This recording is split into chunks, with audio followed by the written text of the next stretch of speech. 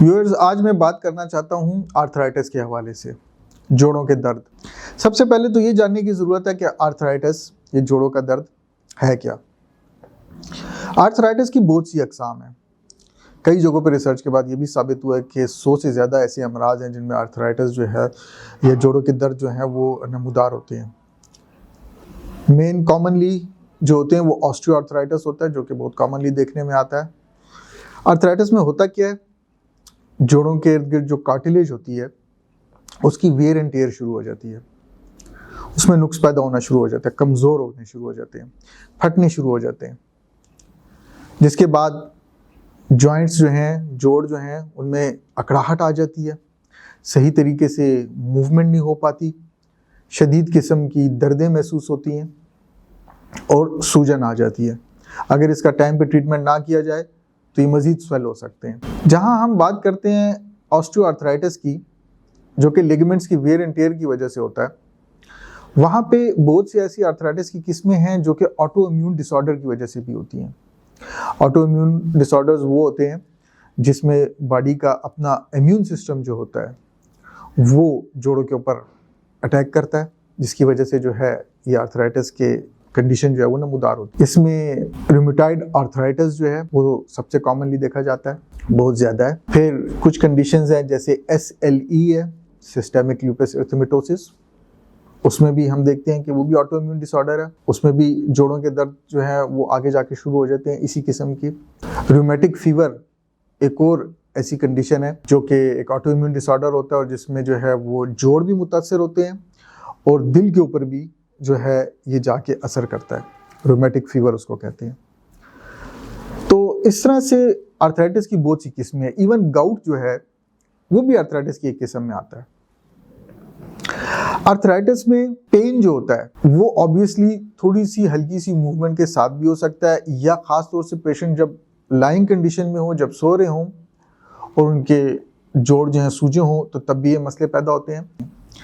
ये ज़्यादातर बड़े जोड़ों को इफेक्ट करता है, जैसे आपके घुटने के जोड़ हो गए, आपकी कोहनियाँ हो गई, आपके टखने वगैरह हो गए, इनमें ज़्यादा शदीद किस्म की दर्दें महसूस होती हैं, जिसकी वजह से मोशन जो है, मूवमेंट जो है वो भी रिड्यूस हो जाती है। पेशेंट को बेइंतहा तकलीफ होती है, ना वो किसी किस्म का काम सही तरीके से कर सकता है, ना वो सही तरीके से सो पाता है, ना वो सही तरीके से कोई एक्सरसाइज अगर करना चाहे तो वो कर पाता है। हत्ता कि पेशेंट जो है उसको मुसलसल, कई दफ़ा हमने ये भी देखा है कि वो पेन किलर भी मुसलसल खाता रहता है। इस किस्म के दर्द, इसके इतने शदीद दर्द होते हैं। जहाँ इसकी कॉजेज़ में मैंने एज फैक्टर का जिक्र किया है और ऑटो इम्यून डिसऑर्डर्स का जिक्र किया है, वहाँ ये भी ज़रूरी है बताना कि अगर किसी को कोई इंजरी वगैरह हुई हो, किसी को कोई चोट लगी हो, तो वो आगे जाके जो है किसी किस्म की जोड़ की तकलीफ़ में नमूदार हो सकती है और फिर वो जब मज़ीद बिगड़ती है तो आर्थराइटिस की एक किस्म बन जाती है।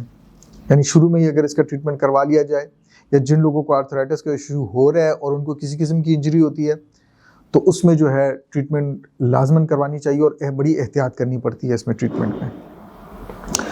एक और चीज़ ये देखी गई है इस हवाले से, आर्थराइटिस के हवाले से, कि ख़वातीन में मर्दों की निस्बत आर्थराइटिस के इशूज़ ज़्यादा बनते हैं। ऐसे लोग जो स्टीरॉइड्स का इस्तेमाल कसरत से करते हैं, याद रखें कि उनको आर्थराइटिस के, उनको जोड़ों के दर्दों की तकालीफ हो सकती हैं।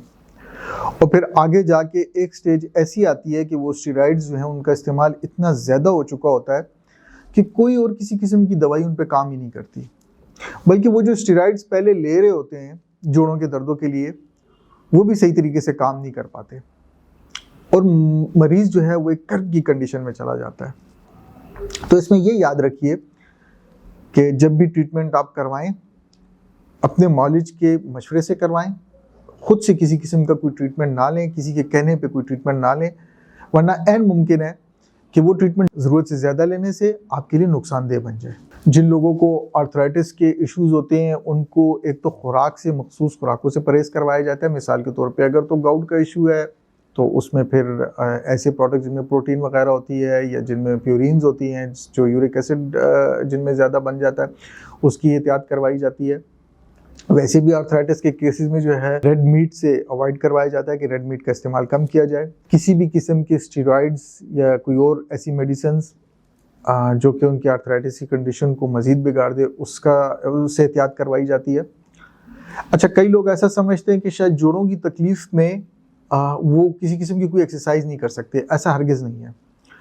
अगर जोड़ों की तकलीफ इनिशियल स्टेज पे आपको होती है तो ये आप याद रखें कि हल्की फुल्की एक्सरसाइज के साथ ये बिगड़ेगा नहीं, ये बेहतर होगा।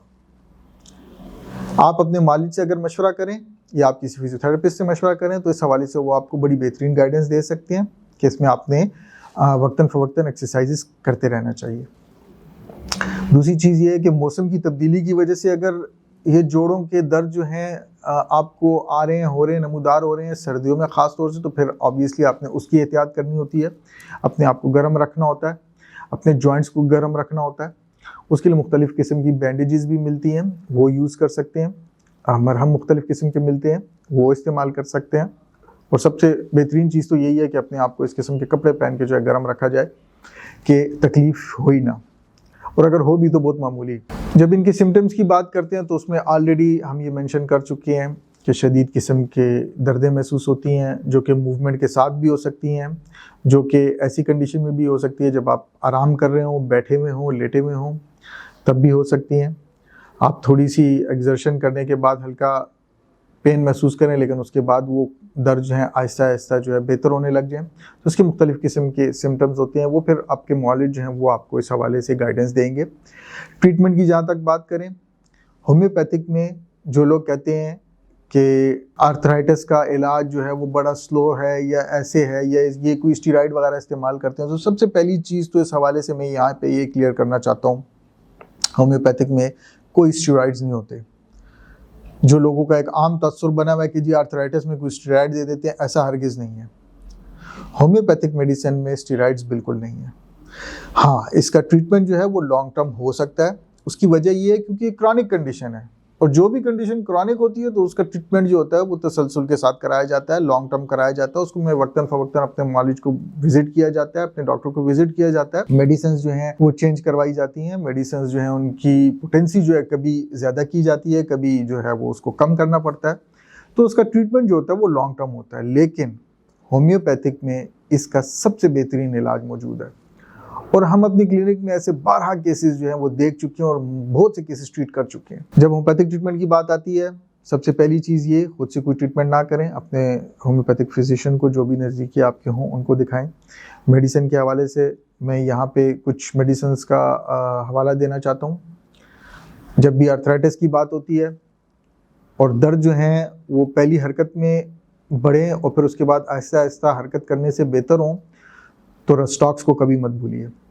रस्टॉक्स इसकी बेहतरीन मेडिसिन है। ऐसे दर्द जो हल्की सी मूवमेंट से ही एकदम शिद्दत इख्तियार करें और मुसलसल बढ़ते जाएं, जब आप मूवमेंट करें तो उसके साथ वो दर्द जो है वो बढ़ते जाएं या बरकरार रहें, तो याद रखें ब्रायूनिया की अलामात। ब्रायूनिया इस किस्म के दर्द जो कि हरकत करने से बढ़ते हैं उसमें बेहतरीन काम करती है।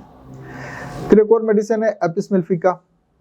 एपिस मेलिफिका हम वहाँ पे देते हैं जहाँ दर्दें जो हैं वो डंग लगने जैसे दर्द हो, स्टिंगिंग पेन हो और स्वेलिंग ज़्यादा हो।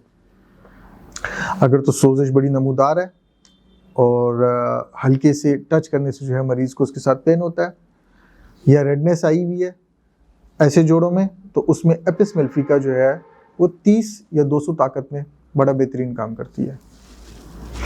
अगर तो जोड़ों में अकड़ाहट महसूस होती है, थोड़ी सी मूवमेंट के साथ अकड़ाहट, मरीज़ कहे कि मेरे जोड़ अकड़ गए हैं, थोड़ी सी मूवमेंट जो है वो मैं करूं तो एकदम दर्द शुरू हो जाएगा, उसमें मैं अपने बाजू, अपनी टांगे जो हैं उनको एक्सटेंड नहीं कर सकता, उनको सही तरीके से खोल नहीं पाता। अर्ली मॉर्निंग जब मरीज़ उठता है तो उस वक्त उसकी ये शिकायत बहुत ज़्यादा होती हैं कि उसके जोड़ जो होते हैं वो अकड़े हुए होते हैं। तो वहाँ पर याद रखें, अकड़े हुए जोड़ों की सबसे टॉप की मेडिसिन कास्टिकम है। कास्टिकम 1 ml ताकत में हर तीसरे दिन इस्तेमाल करवा सकते हैं, या 30 ताकत में दिन में 3 बार भी इस्तेमाल करवाई जा सकती है। जहाँ पे आर्थराइटिस की ट्रीटमेंट की बात आती है वहाँ ये मेंशन करना भी ज़रूरी है कि हर बंदे को अपना विटामिन डी लेवल जो है वो वक्तन फ़वक्तन चेक करवाना चाहिए। विटामिन डी जो है वो वेयर एंड टेयर जो होते हैं जॉइंट्स के, उसमें अगर कमी वाक़ हो जाए तो उसकी वजह से ये वेयर एंड टेयर शुरू हो जाए, तो आर्थराइटिस के मसाइल शुरू हो जाते हैं, जोड़ों के दर्द शुरू हो जाते हैं। तो याद रखिए अपना विटामिन डी लाजमन वक्तन फ़वक्तन चेक करवाते रहें। और इसके अलावा कैल्शियम के रेशोज़ जो हैं वो अपने चेक करवाएँ। पानी का इस्तेमाल आप ज़्यादा करें, कोशिश करें कि शुगर और नमक इसको कम रखें। एक्सरसाइज करें, ये अच्छी चीज़ है। अगर कोई आपको ये कहता है कि जी आपके जोड़ों की दर्द है तो आप बिल्कुल एक्सरसाइज ना करें, आपने मूवमेंट भी नहीं करनी, तो ये गलत है।